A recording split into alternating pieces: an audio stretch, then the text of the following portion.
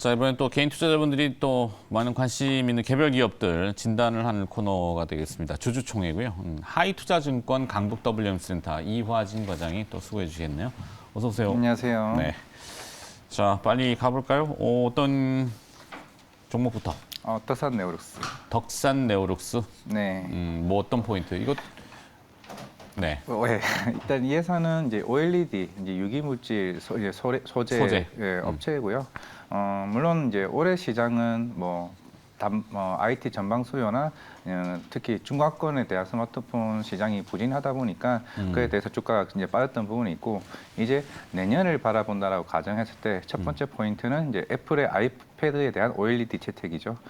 물론 2024년에 이제 양산 예정으로 이제 얘기가 돌고는 있지만은, 우선 이 회사의 고객사부터 먼저 말씀드리면은 네. 삼성 디스플레이랑 중국의 BOE 그리고 CSOT와 같은 업체가 이제 고객사로 있는데, 일단은 아이패드에 들어갈 이제 1차 벤더로 삼성 디스플레이가 들어갈 확률이 굉장히 좀 높은 것으로 좀 보이고 있습니다.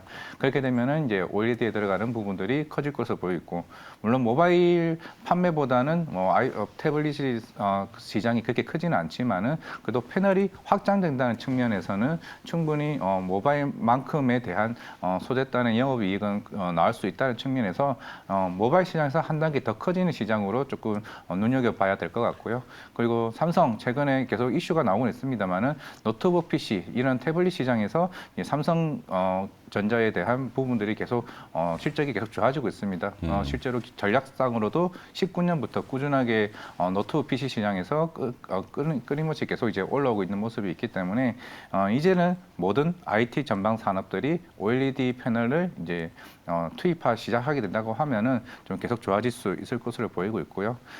이제는 아이폰뿐만 아니라 대부분 이제 모바일 쪽의 패널도 이제 OLED 쪽으로 몰리게 된다고 하면은 덕산 네오룩스가 가장 큰 수혜가 되지 않을까 생각하고 있습니다. 네.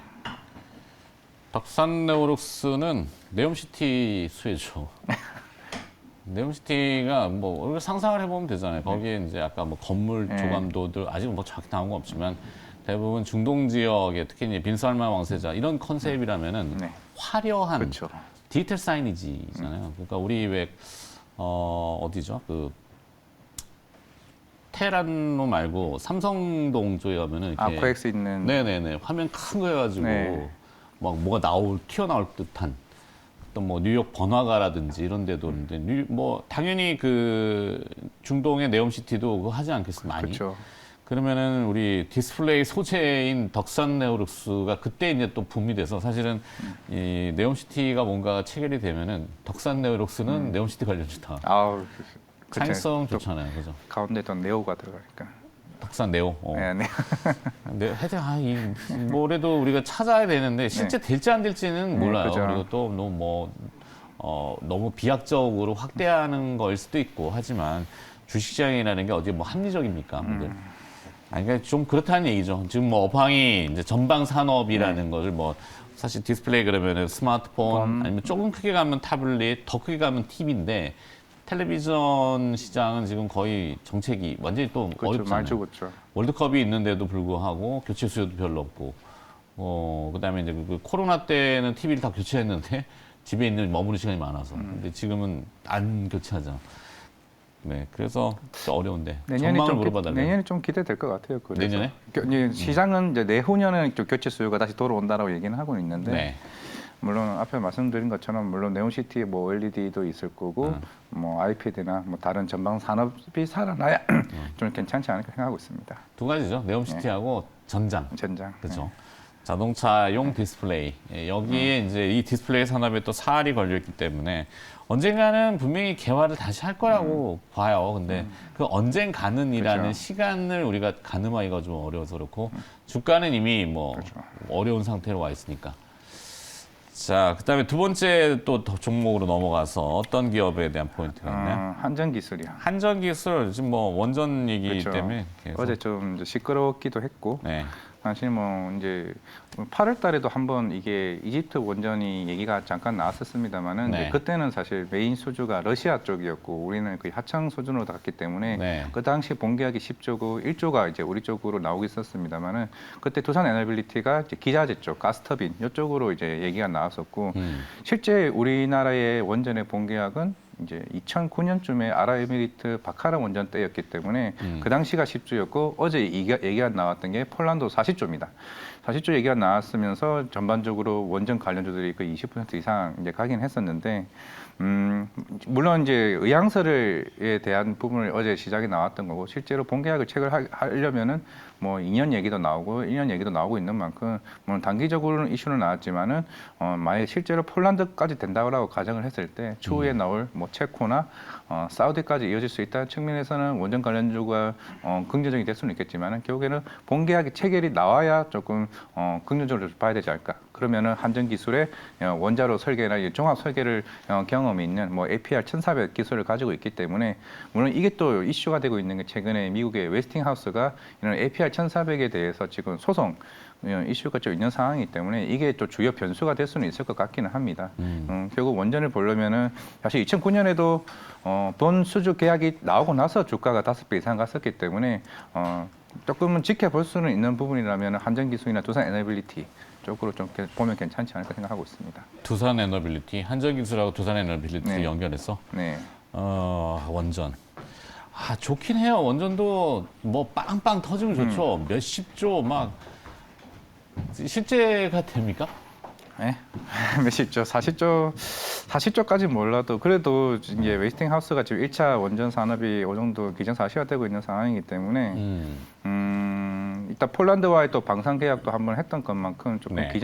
그나마 어제 얘기했던 게 폴란드 부총리가 의향서를 네. 체결했다고 하지만은 본계약까지 그 100%될 가능성이 얘기도 했던 부분이 있었기 때문에 좀 주가가 좀 더 크게 흐름을 보였던 것 같아요. 네. 결국에는 추후에 만약에 방산도 마찬가지로 첫 번째 라이센스하고 체결이 되고 나서 이제 그 이후에 이제 우리나라 방산 기술이 인정을 받았던 만큼 결국엔 유럽 시장에서 한 번의 기술이 인정받게 되면 추후에 체코, 사우디까지 나오게 되면은 네. 사실 지금의 밸류로는 감당할 수 없을 만큼 더 좋은 평가를 받을 수 있지 않을까 생각을 하는 거죠. 이 방산도 그렇고 원전도 그렇고 뭐 결국에는 비밀 쪽이 있겠지만 협약이 네. 제가 추측하는데 이게 론 자체가 금융 파이낸스를 같이 주면서 그죠, 물고 맞아요. 들어가죠. 예. 희한하더라고요. 좀 잘 이해가 안 되는데 우리가 돈을 빌려주고 뭘 팔아서 뭐를 받고나 이집트하고 그때 막 그런 논란이 좀 있었는데 하여튼 좀 꼼꼼히 좀 따져볼 필요는 있을 것 같다 맞습니다. 생각이 듭니다. 한전기술 들어갔고 그다음에 기업 하나 더 가볼까요? 아모레퍼시픽. 아모레퍼시픽 여기도 지금 주가는 어렵죠. 조금씩은 이제 바닥이 나오고 있는데 이제 그에 대한 뭐 포인트가 이제는 중국 의존도를 이제 낮춘다는 이제 흐름이 서서히 나오고 있는 것 같습니다. 네.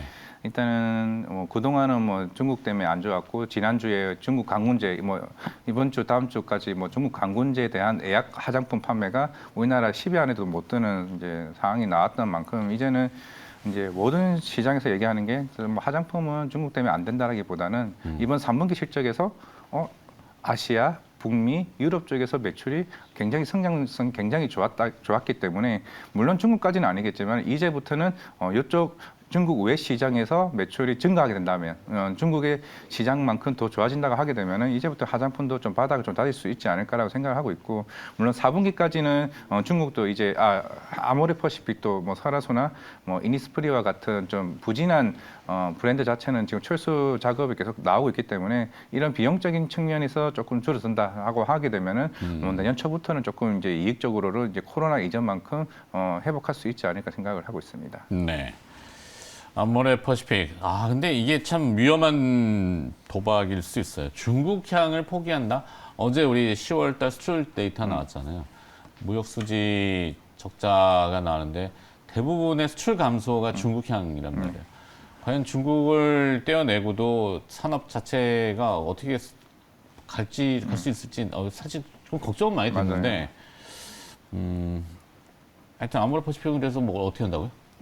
오늘 퍼시픽도 어느 정도 바닥을 다지지 않을까. 그 흐름이 4분기나 내년 1분기에 물론 3분기에 그런 흐름이 서서히 나왔어요. 네. 중국도 물론 줄어들었지만 다른 중국 외 시장에서 이제 실적이 굉장히 잘 나왔기 때문에 특히 북미 쪽이 좀 잘 나왔습니다. 이제 북미 쪽 리포트는 한두 달 전부터 계속 꾸준하게 나오고 있기 때문에 그만큼 화장품 시장에서 가장 큰 시장이 북미이기 때문에 이쪽 시장을 노린다고 하게 되면은 이제 어느 정도 우리 중국 의존도를 탈피할 수 있지 않을까 좀 생각해 볼 수 있을 것 같습니다. 이 회사가 어려워지면은 제일 먼저 꺼내드는 카드가 구조조정이란 그렇죠. 말이에요. 그 암암리의 구조조정이잖아요.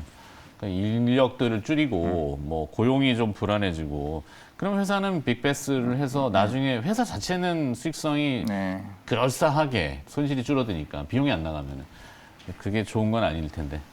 하여튼 걱정이 앞서네요. 잘 됐으면 좋겠는데 모니터링을 계속 좀 해봐 주시고요. 네, 알겠습니다. 요즘은 뭐 탐방 또 갔다 오신 데는 없나 보죠? 지금 로보티즈 이제 마곡 쪽에 있는데 마곡. 지금 일정 조율 중에 있고요.